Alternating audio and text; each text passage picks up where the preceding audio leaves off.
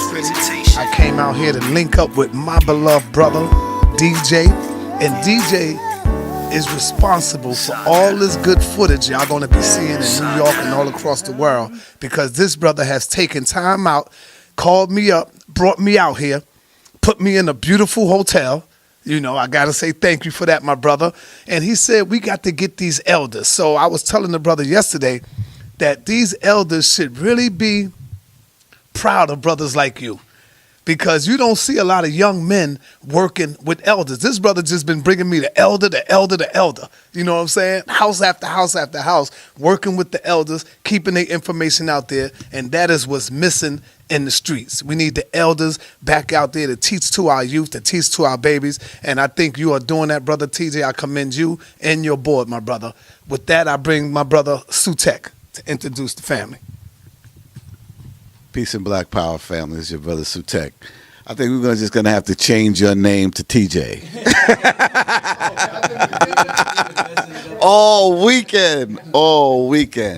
But to piggyback on what Sonette is saying, there's been a lot of conversation going on back and forth about the youth disrespecting the elders disrespecting the youth, and talking about the disconnect. And I think what Sonette is trying to say is that this is a perfect example of the youth and the elders working together to move our condition forward in a positive direction.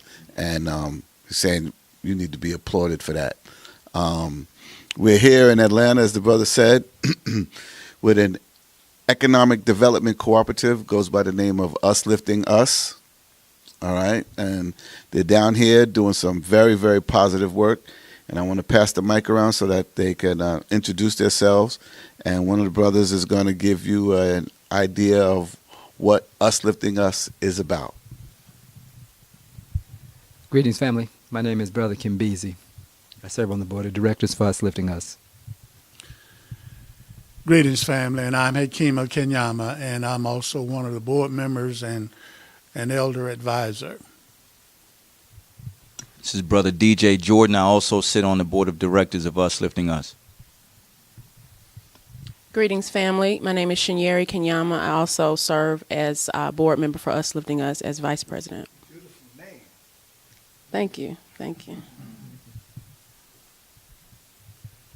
Well, I know it was asked of me to kind of introduce ULU, UsLiftingUs Economic Development Cooperative. We have a nonprofit here in Atlanta called the African Community Centers for Unity and Self-Determination. We got started in 2003. And of course, last night we had a nice event in Southwest Atlanta around the predators in our midst, of course. But in 2011, we made a call for brothers and sisters to come together and to wrap our minds around economics. And we felt that the economic aspect of our movement had been, to some degree, neglected. And so the results of that think tank over the months, with experts coming in to advise us, also consultant attorneys and other professionals.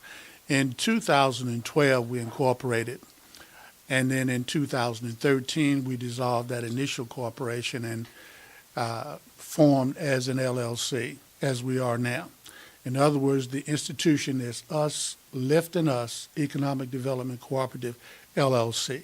Again, born out of the expression in the community that we need to step up to the plate and deal forthrightly with the economic imperative of us controlling the economics of our community. And so that's who we are. I'm not sure I need to go any further than that.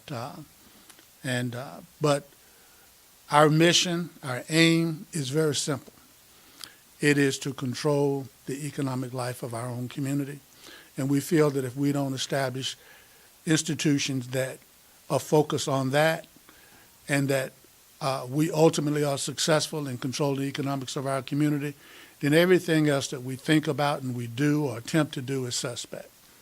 You know, the foundation is us being able to take care of our basic needs as human beings. And that, to a large degree, fall within the economic arena. So with that being said, and those out there who know me know that I'm in 100% agreement with what their mission is. What are the methods that you feel is necessary or that you're incorporating in your mission to accomplish your mission? Let Brother Kimbezi speak to it from that cultural perspective, because I think that is oftentimes something that's missed in our conversations about economics on a broader scale. Again, greetings, family. We're living in a historical moment that is profound, because it is the moment when it is necessary for a shift in the political and the economic paradigm. What I mean by that is that we're moving from a privately controlled and predatory competitive economic model to a cooperative, collectively owned economic model where the people are controlling the means of their production. In the words of Amilcar Cabral, it enables us, once again, as a people, to return to the process of being able to make our own history. We understand that economics and politics are two sides of one coin. And while we have focused on gaining political power so that we can name ourselves, define ourselves, speak for ourselves, rather than that being done by other people, the dimension that we are addressing through this economic development cooperative is to begin to control how ideas are shaped, how the society and the culture are formed, by recognizing that at the base of every society there's an economic system. And we are advocating and building a collective and cooperative economic system that is controlled by black people globally, whether they're on the continent of Africa or here in North America. We recognize the work that Dr. Maulana Karenga did in developing the black value system, and specifically the value of Ujamaa, which we defined in the Kwanzaa celebration as cooperative economics. The ability to control our own economics, to our own businesses and institutions, and to profit from them together.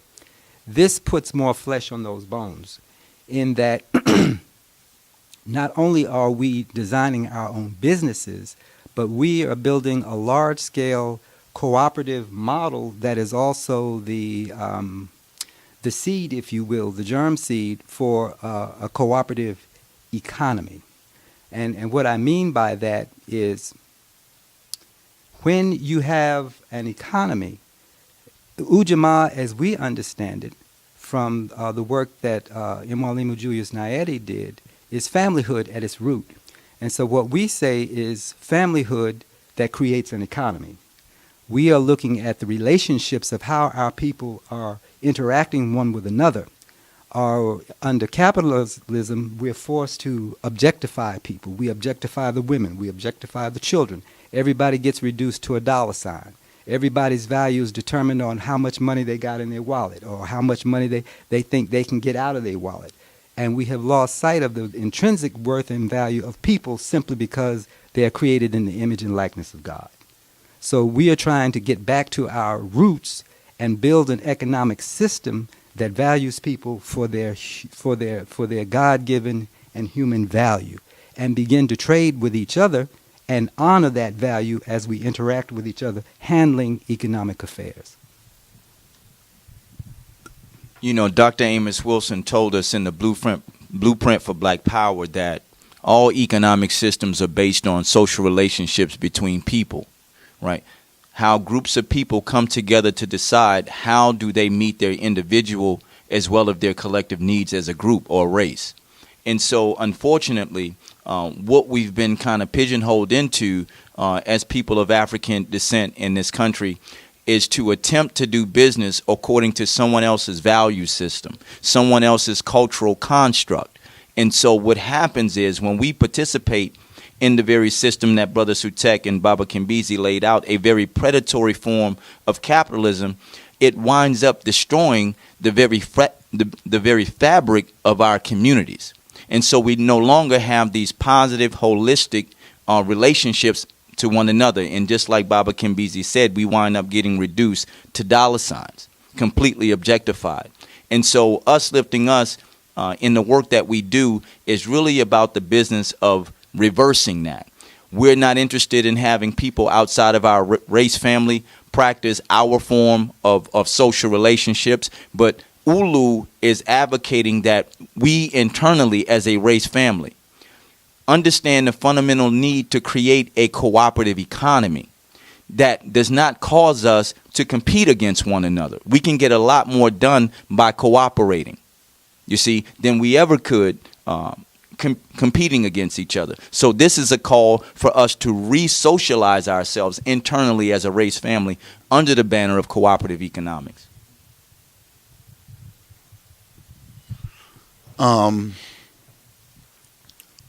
So that's the cultural aspect of that is the foundation for your organization. What are like some of the methodology? I guess you'll speak to that. What is the methodology like? You know, the mechanics of how your organization wants to work. I know it's a work in process. So what are the mechanics of how you want it to work? Yes, as our name indicates, UsLiftingUs Economic Development Cooperative. And so there's a lot of instruction in that name. What we have done or in the process of doing as well, and projecting into the future, is to develop and perfect a method by which our people can aggregate or pool their resources, financial, skills, our energy, and other resources, and join together in a large-scale, cooperatively owned business enterprise. And first of all, as members, and then as stakeholders.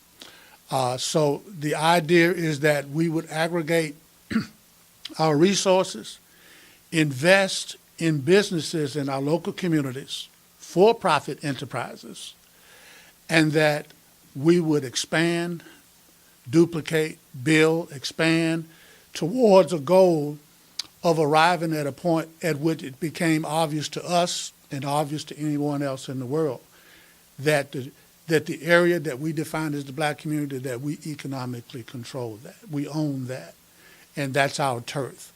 And that we also participate in the kind of synergy that would speak to the need of building a black economy.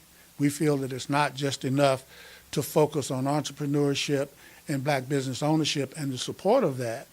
We feel that it's also necessary for our business activity to have a steering mechanism or some kind of way to logically build it and sustain it so that it becomes a legacy for our children and our grandchildren. So the large-scale business cooperative gives us the ability to interject into the business activity in our community something large enough and with enough stakeholders in our community so that there is some measure of control for the economic activity in our community.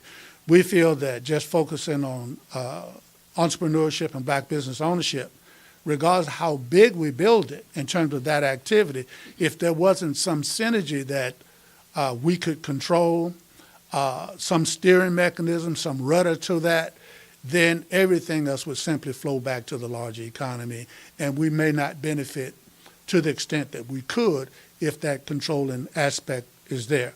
On our website, there's one of the slides that says Garvey's return, and we use the image of a whirlwind. And so that also speaks to an economy as well, those swirls, those turns, those economic turns. And so I submit to you that the success of Black Wall Street and all the other Wall Streets that you talk about was not simply us doing business with each other. It was us doing business with each other within our own container. within our own economy. So the mechanics are simply all of us, members, ULU members from around the world joining as partners in a business model, also putting in capital, and becoming owners and stakeholders in the enterprise, and amassing the sums of monies that we need to fund businesses after business after business that we run and own as cooperative enterprises, secondary cooperatives. They will be owned by the members and managed by the workers. And so to grow that to the level at which it becomes evident, self-evident, and evident to everybody in the world that our communities are not up for grabs, and that we not only are in a position to pass down intergenerational wealth, but to also pass to future generations the mechanisms, the institutions, the management structure that created that wealth.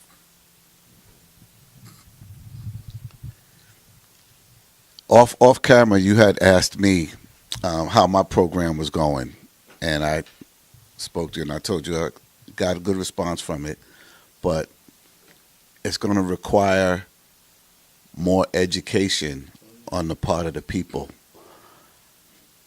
How do you plan to educate our people so that they will realize the importance of us controlling that turf, all right? Because you couldn't go to China and do business with Chinese if they didn't want you in. You understand? They regulate their economy, you know, and most ethnic groups have barriers set up around their economy that allow in who they want in, and you do business with them on their terms. And that's what I'm getting, that you're saying you want to have that same type of control over the black economy, right? But right now, you know that if you're selling a product for $50, the Korean, he's going to come in and sell it for $35. And it's important that our people pay the $50 to start out until we could get to the economy of scales. What type of vehicles are you trying to use to educate our people to the importance of what your mission is? Like, if you got a question you want me to ask, let me know. So to your question, as far as how do we look to educate our people, as far as a cooperative and what we're doing with UsLiftingUs, one of the things right now here today, we understand that the platform that you have is far-reaching.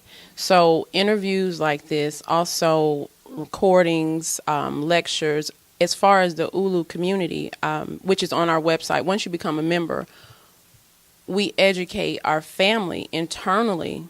Because keep in mind, with UsLiftingUs, one thing is you have to be approved. You have to be of Black African descent in order to even be a member or stakeholder in UsLiftingUs. So when you talk about enclosing our community, that's one of the things that we use to do that. Not anyone, can be a part of this cooperative. So internally, we do a good job of educating our family with all the resources that we have. Externally, it's going to have to be individuals like yourselves who recognize what the imperative is, what our situation is right now, and say, I'm going to come down to Atlanta and I'm going to put you in front of my particular platform.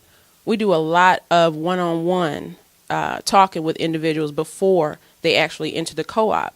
Every Thursday night, members introduce others to the co-op. They're live doing a presentation every Thursday night, where after the presentation, individuals are able to do a Q&A. So this is not about something that's going to happen, it's not combustible. This is something that we have to work on. And you know that. We have to work on this continually. Questions have to be answered. Our people have to develop a level of trust with one another. So that takes time. And we know that. So that education piece is really, really important. But it's going to be that, like in the name, Us Lifting Us. And I think you say this in your video too. You say you weren't talking to everybody because you recognize that a lot of us aren't ready right now. But we are in a time where more people are becoming aware that at a point we won't have a choice but to turn in and to deal with one another and to love one another. Because either whether you look at it as a dysfunctional family or a functional family, we're family. And at a point, those of us that first us, that's represented in the name Us Lifting Us, we recognize it. And as time goes on, that second us, or those who may not be as clear, will come into the fold based on that slow growth, that education that happens, like I said, a lot of times one-on-one. For instance, we had a couple that became member owners or members of ULU. They haven't become owners in a sense of purchasing units, because that's how the mechanics go. They came here from Bermuda to sit at this very table and meet with us face to face while their child, played around, on the carpet. She was worried about that. I said, we're family. You bring your child, your husband, you sit down, and we have that dialogue. That's where the education takes place. Now, aside from that, we are in the process, because like you said, it's a work in progress. We are in the process of having that curriculum that will be available to everyone, whether you are a member or not. So that curriculum is a big piece. And as it being a cooperative, we have several individuals in the cooperative who can speak to that curriculum, help put that curriculum together. And I guess for me, that's one of the most important parts of the co-op, is that when you're introduced, even if you're not clear enough yet, the difference between the capitalistic model versus the co-op model, once you're introduced and things start to, marinate and you can see clearer, you begin to give of yourself to the co-op. If you've never written curriculum before, it doesn't matter. You begin to understand where you fit because you become a real stakeholder. So all of that, like I said, it's a slow growth. Some of us are very clear, some not so much, but we're in it for the long haul. I don't know if you're familiar with the Mondragon Cooperative in the Basque region of Spain. That co-op started, I think, around 1955, 56, with about 5 people. At this point, they employ over 77,000 individuals within that co-op. So like I said, it's going to take time, but we're in it for the long haul. Our members are in it for the long haul. So.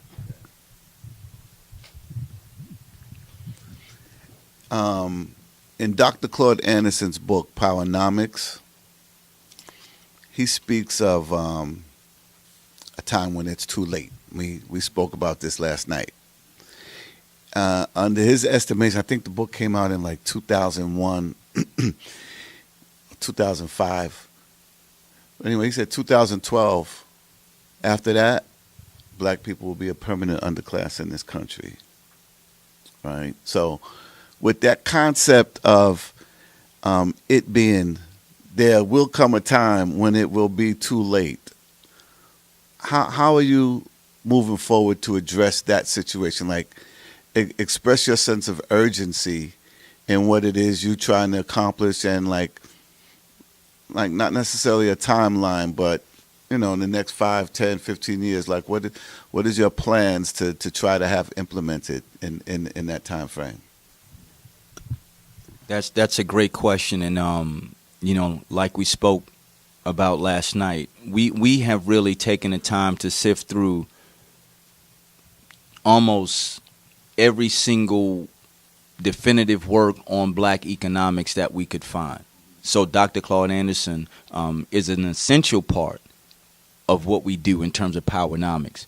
We also refer to the Blueprint for Black Power by Dr. Amos Wilson, the ISIS papers, many different perspectives and writings on economics.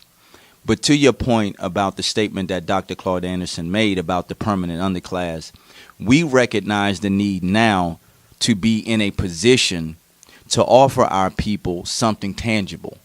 There are a lot of people talking about economics. There are a lot of discussions about black economics and entrepreneurship and things like that. But what Us Lifting Us is doing is offering a prescription on how we get out of this mess. And so it's going to take a system to bring us out of this quagmire that we're in. Okay? That's one part. But the other part, in terms of the sense of urgency, we all have occupations that we do, but all of us really, in terms of the board, we give so much time over to Us Lifting Us till it's not even funny, because we recognize the urgency of now.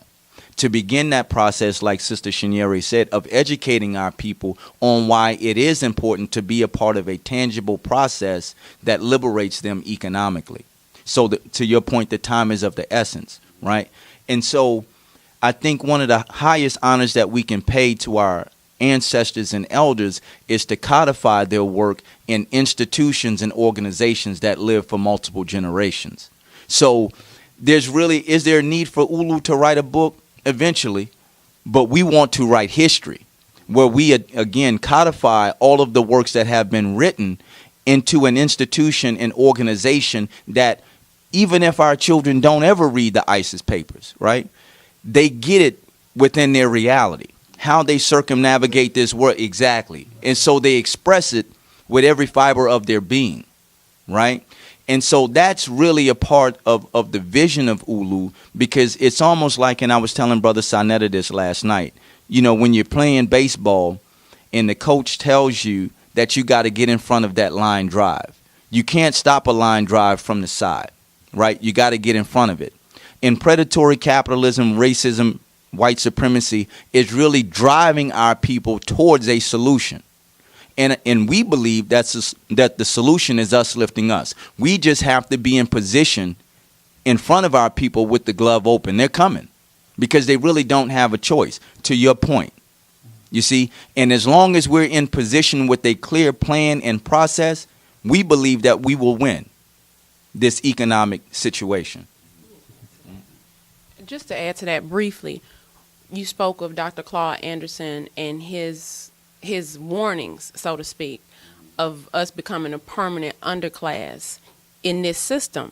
One thing I think that's important for us all to keep in mind, especially the younger folks, is really important to keep in mind that that's the permanent underclass by the dominant narrative. We have a totally different narrative as African people. And those of us who recognize that know that our building looks much different than us being the permanent underclass in the capitalistic system. So as things are occurring, and like we don't have a choice, we're building over here. So there will be no choice, like DJ said, there will be no choice but for us to turn into each other and come together. But that's why this is an alternative model to that dominant narrative that says we will be the permanent underclass. So some of that psychology, we all understand how racism, white supremacy is in our mind. It's a psychological thing. So when we take in information like that and talk about the fact that we will become the permanent underclass, we also have to keep in mind, according to the dominant narrative, that we become the permanent underclass in this country. But because we're building, we don't see that as necessarily this doom and gloom thing. And we need to come to the point where we don't have a choice and we have to turn in. So with all of the different things that are occurring socially, the time is right for it. I think what Dr. Anderson was saying about us becoming a permanent underclass was in relationship to the immigration policies of this country and what they're trying to promote and present. You got 11 million undocumented illegal aliens in this country right now, and it's probably more, because when you look at their offspring are citizens, but they're from families from illegal aliens, and that 11 million is 25%, quote unquote, of our 43 million population. So that's a significant amount of people that they want to introduce into the country to compete directly with us for housing, shelter, clothing, food, and employment opportunities. So I think that's where he was going with us being the permanent underclass, that if we don't do something to uplift ourselves, us lift us, this is what's in the next room waiting for us. Can you speak to our mentality toward this immigration situation, because I think a lot of people are ignoring it, but I think it has a direct impact on what your organization wants to accomplish. Thank you for the question and the clarity. I don't think the Korean community is concerned about that. I don't think that the Jewish community is concerned about the immigration. I don't think Chinatown is, because I don't think those communities are competing with anybody. They are building internal economies that speak to their culture and the needs of their people. I think the discussion about jockeying for positions of privilege or somehow classifications of reward in this system, as if it's someone is going to take our minority status away from us. You know, if we're talking about African liberation, it doesn't matter, you know, the immigration patterns or the waves of immigrants. We still have the responsibility to be in charge of our affairs to the extent possible. So when we talk about African liberation, or we talk about however the terms it is, so I would reject as being legitimate to our ultimate welfare the discussion about waves of immigrants, because again, I think the imperative is that we find a way to liberate ourselves from the shackles that we clearly identify. And the fact that somebody else outnumbers us or doesn't outnumber us, I think that's a situation where everybody who is subservient to the dominant narrative and the dominant forces are competing for the crumbs on the table.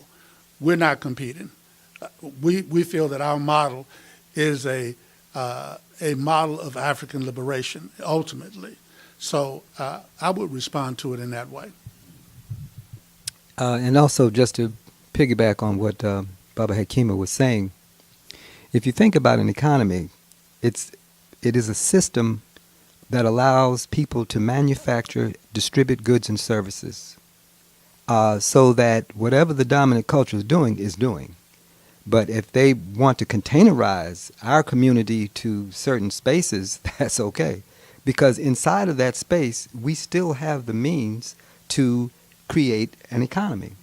The question is how do we distribute our goods and services? What do we manufacture with our capacity and our resources? And so that those forces that are compressing us or concentrating us actually are doing us a favor, because now people they don't have the same ability to go beyond the community and to find employment in those other sectors. So one of the things that UsLiftingUs will do is to create jobs inside of these concentrated spaces and begin to economically relate to one another in non-exploitive ways, because that's been one of our problems. When we put ourselves in these job situations, we're getting ripped off. We're not getting paid what we're worth.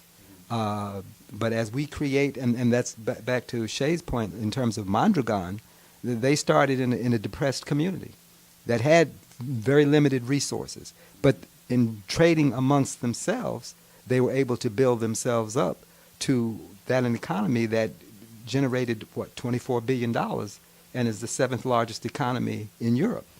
I mean, in Spain. So internally, we have the potential to liberate ourselves economically.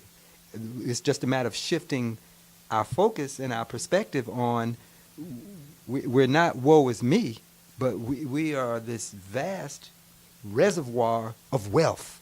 We just have to figure out how to direct it internally as opposed to externally.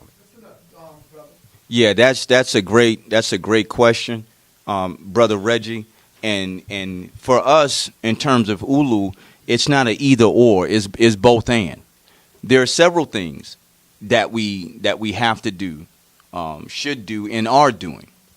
And so we agree with the brother's point in terms of taking over a city, right? But in order to do that, it has to be done through a systemized process.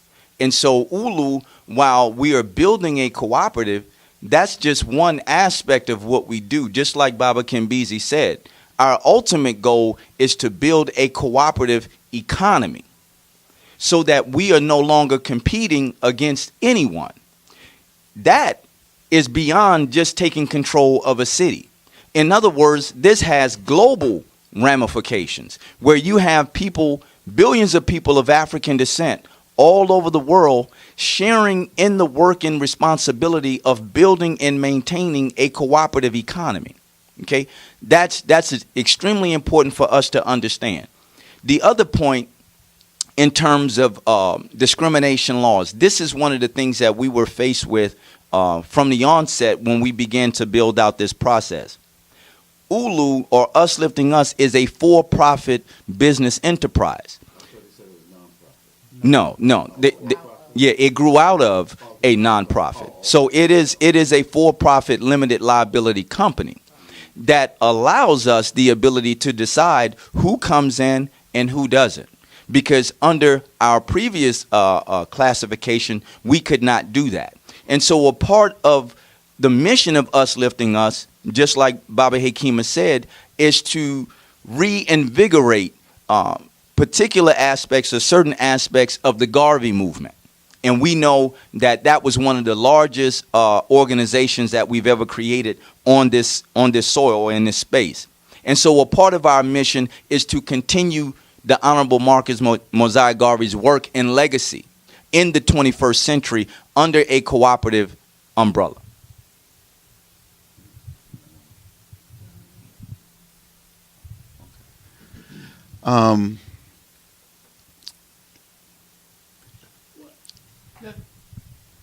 Thank you, Brother Reggie, for the question. There are areas of the United States where the sheriff is black, the school board is black, the mayor is black, everything is black. And there ain't no white folk, or very few, but there are no jobs as well. There's no economy. With ULU, we have the opportunity, by focusing on what we would generally call economics, to be able to go into those areas where those areas have been gutted, and to connect the rural and the urban and begin systematically joining those rural communities to the cities. A lot of times people will say, well, why aren't you focusing on land? Land is the base of economic wealth. Well, the fact is that we got land. A lot of black folk got land and growing crops, and sometimes they rot in the fields because the markets are not there for them, friendly outlets for them. So systematically, we can carve out our turf, our territory as we go. But at the base, we have got the thing that Sutek talked about in terms of education. And I would say that we have to create a large stakeholder base. A lot of people in our population have to actually feel that they're stakeholders, they're owners, they're participants in the process. Otherwise, you don't have it. If those roots are not dug deep within your culture and within your people, then you don't have it. At some point, we want to talk also about the proposed business models that we feature on our website and give a sense of how that impacts the community. And obviously, it will impact. Once you begin to be successful, or at least attempting to be successful in the business arena, you best know that you got to deal with the political aspects, zoning and ordinances and all kinds of things. So you got to deal with public policy to protect your economic interests. Right. Exactly. Okay. Black America has an estimated $1.1 trillion buying power. I would estimate, I don't know, but I would estimate that more than 90% of that comes from working for the dominant society, government or private dominant society businesses. At some point, to achieve your mission, you're going to have to transition. You understand? You're going to have to transition that buying power, the source of that buying power, from the dominant society to our cultural. Right. Bringing in the fact that there's politics involved, the immigration issue involved, because if the immigrants come in and they compete with us for the jobs that we have now, that's going to fuel ULU, because that's what's going to fuel ULU, the jobs that the people have now. So you can make that transition, right? What is your vision for making that transition? You know, because you're going to have to rely on people with jobs in the dominant society to help fund ULU so that ULU can get people out from under that society. Excellent question, and I just want to break the surface of that, and I'm sure they'll add to it. If you think about our communities as they are right now, there are grocery stores, there are gas stations, there are coffee shops, every business that's there, and many of those businesses employ our people. Those are businesses under the rubric of capitalism. So they're paid whatever they're paid per hour, and they do whatever they do with those resources. Just think those same communities, if they were operating cooperative businesses, so that the people in the community actually owned the businesses and could change the pay structure. So instead of me making $8 an hour, we reorganized the business. Now I'm making $15 an hour. All we did was change it from a privately owned and controlled entity to a collectively owned entity, and we reset the parameters of how we get paid. The local mechanic shop, instead of those mechanics taking home $10 an hour or $12 an hour, if the business supports it, that could be as much as $20 an hour. And the change would be that instead of the ownership residing outside of our community and siphoning that money out of the community, the people who actually do the work in those places would own that institution so that the money could stay in the institution. That's one of the primary things that changing from a privately owned model to a collectively owned model puts in place. Now, beyond that, ULU is also starting our own businesses. So that there's two things going on. We're changing the economic relationships of the existing businesses, and at the same time, we're bringing new businesses onto the platform. Does that make sense? Yeah, and you know, that's an excellent point, Baba Kimbizi. And going back to this conversation around capitalism, it's important for us to understand, and this is the thing that Baba Kimbizi mentioned, and I'll just add further emphasis, that historically there has always been a struggle between management and labor under capitalism. Okay, and when Baba Kimbizi spoke to the siphoning of those resources, that is something that takes place in every area of capitalist society, where you have a few people at the top who get very, very wealthy at the expense of people who work and do the labor. So they become a labor force for the comfort and convenience of that dominant society, going back to Dr. Claude Anderson. You see, and that's the beauty of it. When we are all equal, you don't have one person or one small group of people at the top dictating everything in every aspect of everybody else's lives. No, I was just going to ask, going back to his question, can you do Target X? Can you explain Target X? Yes, as a part of our presentation, and brothers and sisters can experience this for themselves by going to our website, which is UsLiftingUs.com, and go to the home page, and about the middle of the page there's a rectangular play button that says "At last, a winning plan," and there's a 12 slide presentation that basically outlines our plan. One of the targets is what we call Target X.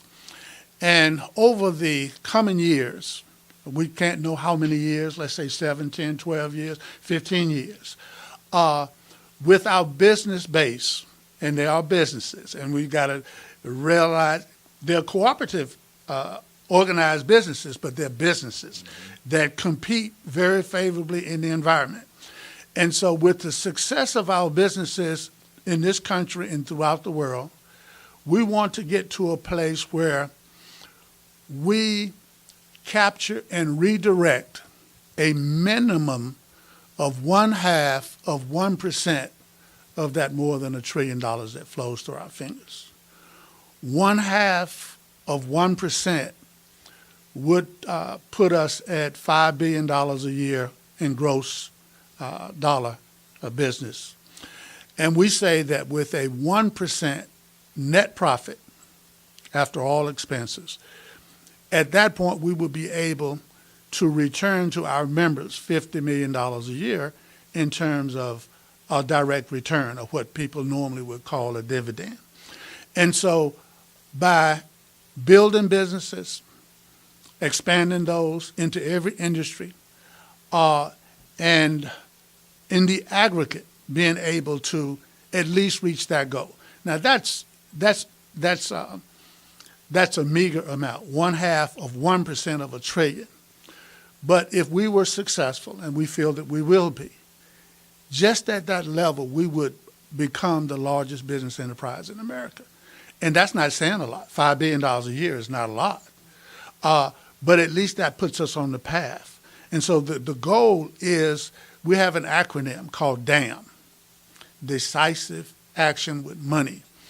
And what we want to do is build an enterprise that functions as a dam to stem the flow of those dollars through our community, and to use our businesses and the businesses of brothers and sisters in the community who we have a relationship with, where there is some synergy, so that we form a dam and then redirect those dollars in a systematic and planned way, so that we have a respectable percentage of that flow under our control, so that we can build the institutions and build a foundation that we all want to for future generations. So that's one target, and in our presentation, again, is 0.5%, or roughly $5 billion in gross terms from all of our businesses and enterprise. And we feel that at minimum, we should realize, after all expenses, including charity and endowment, we should recognize a 1% net profit. And so, because $1 trillion is so much, we have an exercise. If I can just quickly do it, $1 trillion is, most of us cannot fathom how much that is. But if all of us would just imagine someone placing $1 million in front of you now, and then the next hour another $1 million, the next hour another $1 million, and do that all week, all month, all year, at the rate of $1 million an hour, it would take you 114 years before you would reach $1 trillion. Again, at the rate of $1 million an hour. So that, I often say that any reasonable person, let's say they were from outer space, and they looked at us, and there was more than $1 trillion a year that flowed through our fingers, and we hadn't perfected a mechanism to skim off of that for our own empowerment, they would obviously know that we were insane.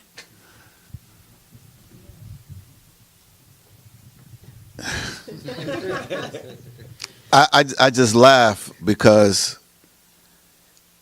we have some very, very, very intelligent people in our community. Yet, every other ethnic group has figured out a way to skim off that $1.1 trillion. And we haven't figured out a way. Well, let me not say that, because the black church is skimming off that $1.1 trillion. They getting their cut. You understand? You saw in my presentation, I broke down how we spend that $1.1 trillion, and contributions is a very, very large number in that breakdown. So why do you feel? Because see, there's a psychology at work here. You understand? Up until, I have my own theories on this, but I want to hear your perspective on it. One foot out of slavery, we knew what we had to do. You understand? All those black towns, Black Wall Street, Durham, North Carolina, Tulsa, Oklahoma, and the many other black towns that sprang up 1 foot out of slavery, had us on the path to self-sufficiency. You understand? Somewhere around 1933, after the Great Depression, between 1933 and 1944, we fell off the tracks, and we've been manipulated, very heavily. Why? Like I said, I have my own feelings on what happened, but I'm curious as to, like, what do you guys think happened to us to stop us from trying to stay competitive in the financial field and allow every other ethnic group to come in and pimp us hard?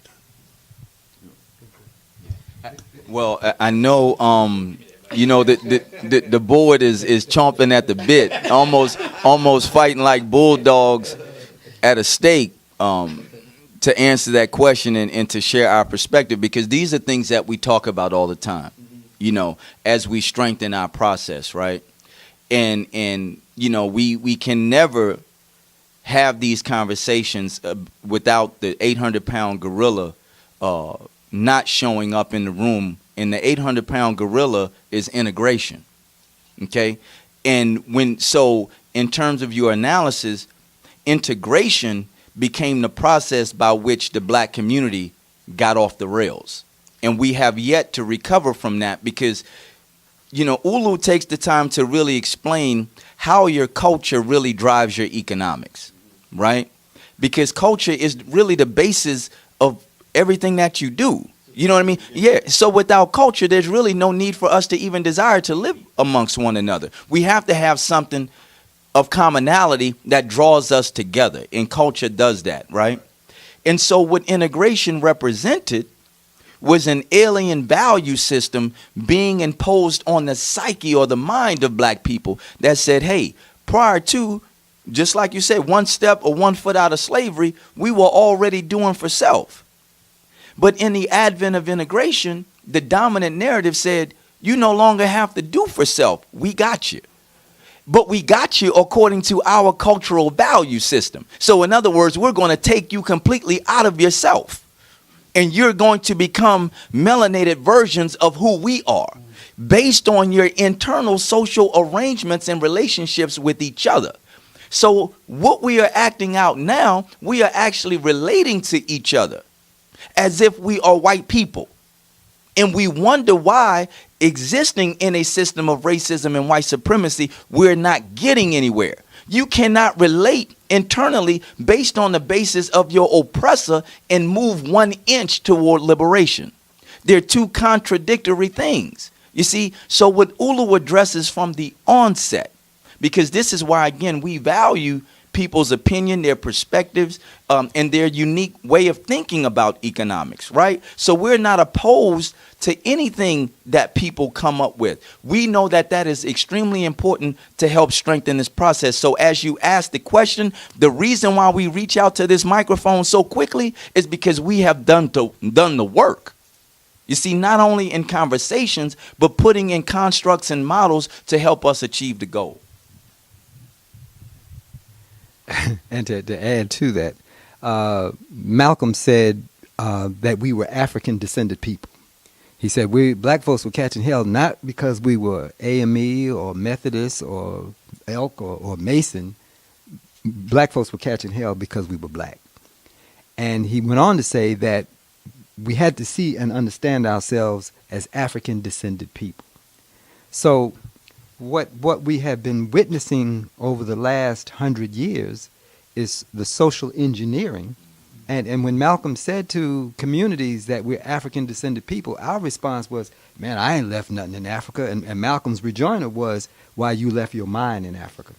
So when DJ mentions the cultural dynamic or the cultural component of Us Lifting Us, what we're doing is recapturing our African mind, our African identity, and we are building institutions based on African philosophy and African thought. So we're not just in business mimicking European models. We are creating business models and other institutions based on African awareness and African consciousness about healthy ways that we can relate one to another. So we're not exploiting. We're not sizing each other up and trying to figure out how we can the fastest way to rip ourselves off or to rip somebody else. What we're looking at is how do we value all of our potential, and how do we collectively create the wealth of that and then pass it to ourselves and our children. And just a quick comment. I'm going to give some homework, a little bit of homework for the family out there. I think it's really important. When I was younger, I didn't realize how important this was. But as an adult, you realize how important it is to look at his story and our story simultaneously. Like if you go back into the early 1930s and we're talking about integration, I encourage the family to look at the laws that were being put in place at that time in this country. You know, after the Great Depression and just during that time, what the mindset of the people who were in charge, what their mindset was, and how we reacted to it. And it helps to really bring home what we're talking about right here. Because some people can think about it conceptually, but you got to look in the books and look at the actual laws that were put in place. I told them, I think when I took a test, Uniform Securities Act, as far as being an investment advisory representative, and it blew my mind just the laws that were put in place based on the activities, the unscrupulous activities of the people who were in power. They put these laws in place to protect those interests. So if we look at that history and our story, just look at it year by year, if you will, and it becomes so clear as to the answer to your question and what we just described. One other point, because you raised an interesting point a few minutes ago, and I commented about labor and management being at constant odds in a predatory capitalist environment. Sister Shaniere brought up a very important point, and I oftentimes studied the relationship between management and labor, right? And so after the Great Depression, the government put in place what was called the Glass-Steagall Act in a way to regulate the banking system. And this is just a practical example of what happens over time in a capitalist environment. So they put in place after the Great Depression, because the bankers had pretty much run the economy in the ground, they put in place the Glass-Steagall Act that separated commercial banks from investment banks in terms of the activity. So in other words, if you were wealthy, you could have your money invested by the brokerage houses, the Merrill Lynch, the Goldman Sachs and people like that, right? Because it was very volatile and risky, but because you were wealthy, you could do that. They wanted to protect the regular, everyday, working class person that had their money in the commercial banks, because they didn't want their wealth or their money being used to try to invest in things that were volatile, because their life depended on it, pensions and things like that. Now, management went to work for 30 years to undo the Glass-Steagall Act. You know who signed or did away with the Glass-Steagall Act? Bill Clinton. Bill Clinton obliterated the differences between the commercial banks and the brokerage houses like the Merrill Lynches. And I'm talking about commercial banks like Wells Fargo, Bank of America, SunTrust. You see, banks, traditional banks like that. So now, once that was obliterated, due to the manipulation by the bankers themselves, manipulating the president in terms of public policy, now the bankers could engage in predatory banking behavior again, or risky investments with regular people's money, blue collar folk. You see, and they did it for so long. Bank of America started engaging in credit default swaps and leveraging in derivatives with regular people's money. This is what Cheniere studies all the time. You see, Wells Fargo did the same thing. SunTrust did the same thing. And you know what happened over 15 years? They ran the economy in the ground again. So this is that cycle that now they're talking about another law to separate the two. And you know what? Once that law is in place, management or the bankers will go to work again to undo that. How do we change that? We change it by introducing a new conversation under the banner of cooperatives, especially as it relates to our people, because we are so heavily employed by the government. You see, post office, military, and things like that. We cannot afford the wealth that we have accumulated to be used in nefarious banking activities like derivatives, credit default swaps, leveraging, hedge funds, and all that. Most of our people don't even understand these exotic investments. You see, and then once the bankers crash the economy, they get a bailout. You get a pink slip. You see, so again, we have to introduce that new conversation because we cannot stand another generation to go through this. We still going? Okay, let me try to be smart again here. You asked a question about the black church, and that's a perfect segue to Brother Hakeem talking about our 10-point plan in the future. Well, just before Brother Hakima talks about that, to your earlier question about how we lost the momentum coming out of slavery and we were doing for self, and then all of a sudden, two institutions in particular, the churches and the school system. And even though today in predominantly black communities, black folks control the churches and the school systems, the dominant thinking in those leadership groups is controlled by the dominant culture and the dominant society. It goes back to what Carter Woodson was talking about in Miseducation of the Negro. Those persons who came out of those colleges with the masters and the PhDs, because they had lost their identity as African-descended people and began to see themselves, as DJ used the term, melanated Europeans, the policies that they then put in place further eroded any sense of community, and now we find ourselves where we are today. And just one practical example, I live in DeKalb County. A business had bought and opened a service garage on the corner of Harrison and Wesley Chapel Boulevard. It had built a state-of-the-art car service shop, had about 4 bays, even had a car wash attached to it so that you could get your car in there, get your brakes done, your whatever you needed done, and get it washed at the same time. The business thrived for a few years, and then it went bankrupt. And that state-of-the-art shop sat on that corner intersection for almost 10 years.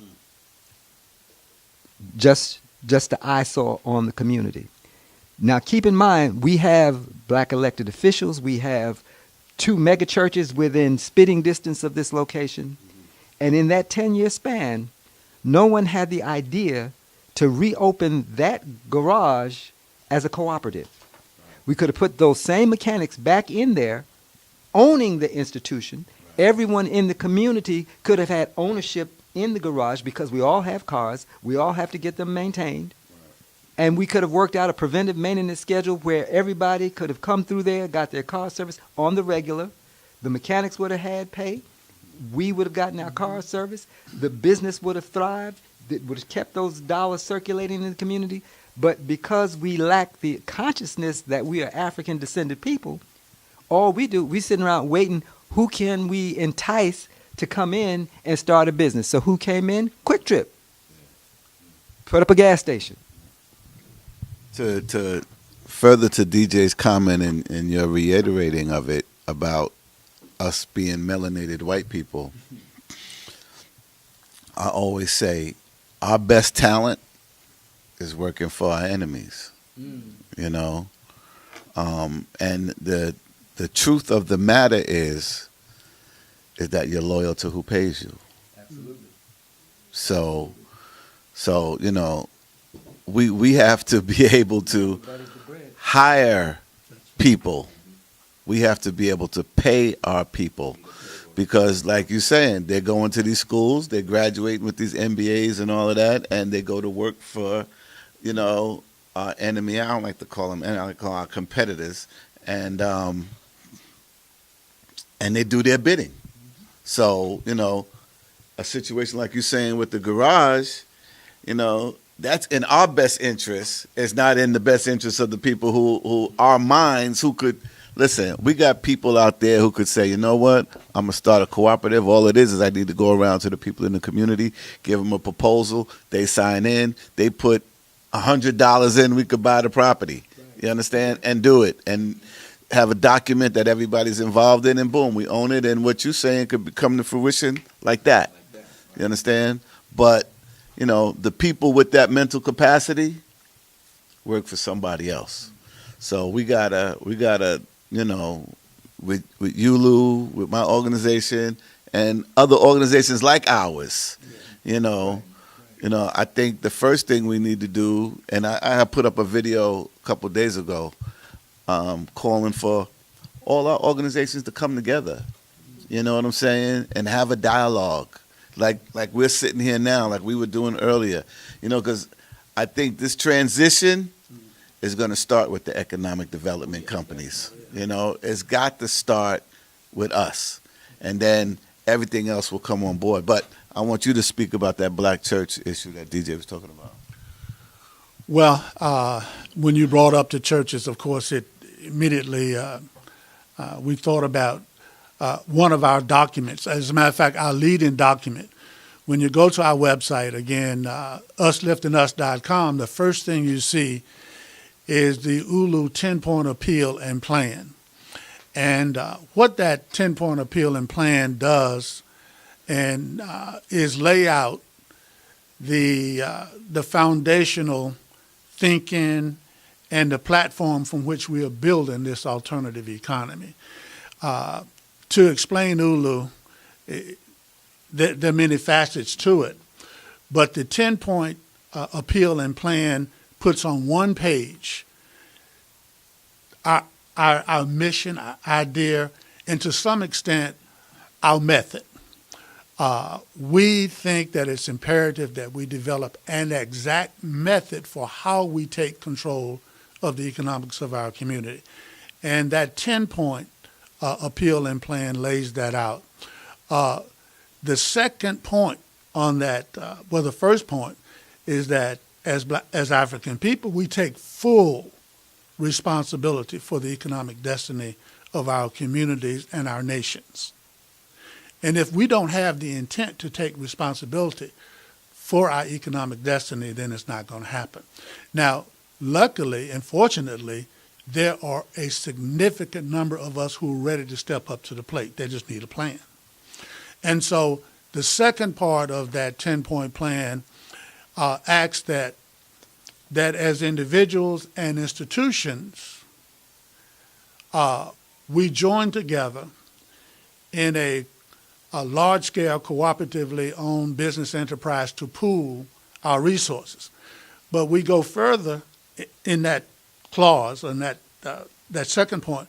We say that we as persons and institutions, and then we have in parentheses, especially the black church, join as members and stakeholders in a large-scale cooperatively enterprise. We understand historically what the church has meant. Obviously, that's a big task to turn many of them around, but some of them are ready to step up to the plate and to aggregate the resources of their congregations to participate in a a global enterprise owned and controlled by African people. So that was the church sect. But so when people go to our website, and the first thing they see is the 10-point appeal and plan, if you would put your cursor over that document and click it, it turns into a PDF and you can print it out. And I encourage people to print out several copies and just exchange them with people in the community as you move about, because those 10 points, in my opinion, should become the economic plank of our global movement, or at least our national movement for those Africans in America. And by the way, we have members in ULU now, in Canada, in the UK, in Bermuda, and in Haiti, but we have American citizens, Africans, stationed all around the world who are also members. But we're formatted in such a way that we can have ULU members and stakeholders in every country. So the 10-point appeal and plan provides for us a one-page snapshot treaty or presentation on what it is that we must build, in my opinion. And just to kind of summarize Baba Hakima's point, you know, the black church has over $250 million that it collects in tithes and offerings every week, right? So it would not even make economic sense to advance the whole notion of cooperatives and then exclude that institution. You see, so we know, we identified early on that we could not build ULU to the capacity that it needs to be built without the black church. So that education, like Sister Shinyere mentioned, has to take place. So we support your efforts in bringing those economic minds together. Matter of fact, I want to work with you to make that happen, because these types of conversations that are solutions-based are critically important. We cannot talk about economics enough. You see, and again, to further emphasize the beauty of cooperatives is that we know people come into ULU from many different walks of life, many different perspectives, right? Things that they've thought they understood that really didn't make sense. But when we have these conversations on our call and in our member meetings, we walk away reinvigorated, recharged, because we know at the end of the day, we are on the same page in terms of African liberation economically. And as long as we stay true to that mission, we will be okay. One other thing I want to say, for those of you who are watching online, and we definitely thank you, our website is UsLiftingUs.com, UsLiftingUs.com. We have active membership, or the basic membership for ULU is $50 a year. $50 a year is all that is required to maintain an active membership in this organization. We have a number of brothers and sisters who are stakeholders that have decided to take the next step and actually invest into the building and constructing of black-owned business enterprises that will be the anchor in our communities, that can prevent a lot of the regentrification that we see happening in every major city across this country, because economics plays a big role in how that happens in terms of community destabilization. So this is a practical way of anchoring the community and keeping it whole. And we have one other point I'll mention. We have our annual member meeting coming up on March 19th here in Atlanta. So for those of you who are interested in being a part of ULU and just coming out and listening to our unique perspective on co-ops in black business, we certainly invite you to come out, and it will be held at the Shrine of the Black Madonna on March 19th. So we have that, we will be posting that information on our website in the days to come. And as always, we appreciate the family for taking the time out to listen to the Us Lifting Us board. And like Brother Hakima said, we are in several different countries, and we have some of the most creative minds in this organization, because we know we have untapped genius in our race family. It's time to pool those resources, time, energy, values, all of those things into a collective process that, when implemented, leads to liberation. All right. Thanks a lot, family. I appreciate that information that you're giving us. The people in the chat room, they love it. And this is going to be the best part also, what we got coming up right now. They don't make women like this anymore. We don't hear about sisters like this anymore that stick by their husband, that fight for the liberation of their man. And this is what we want to go right into. This is the best part that I would like to hear as well. You know. So, my brother, I would like for you. Like a 60-second or 2-minute break. Yes, we can. Set everything up for the next But I want you to let the people know what we are setting up for and what they this is a special treat what they're gonna get right now. Talk about it. Yeah, what we have coming up for you, family, is actually right now is what Brother Sanetta and I have called an African love story. Right.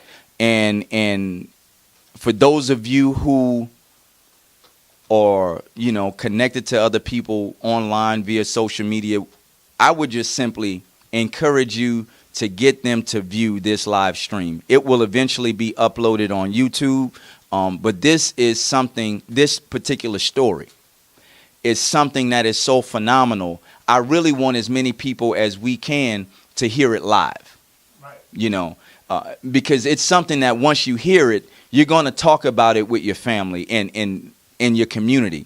And so we're going to go right into that particular part of the conversation because it also underscores the type of people that we have amongst us that oftentimes we don't even know.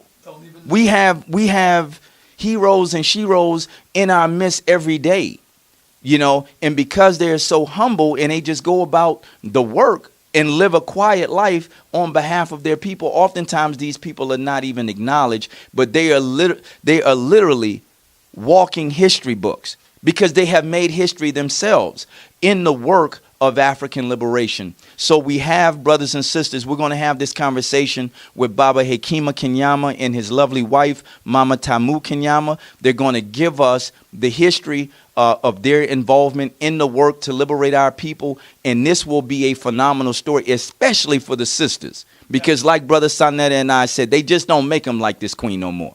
You know what I mean? This is something that if we could bottle it up, Ulu, we would have that $1.3 trillion. You know what I mean? If we could bottle that up and sell it. But again, brothers and sisters, we highly encourage you to reach out to the family via social media. You don't want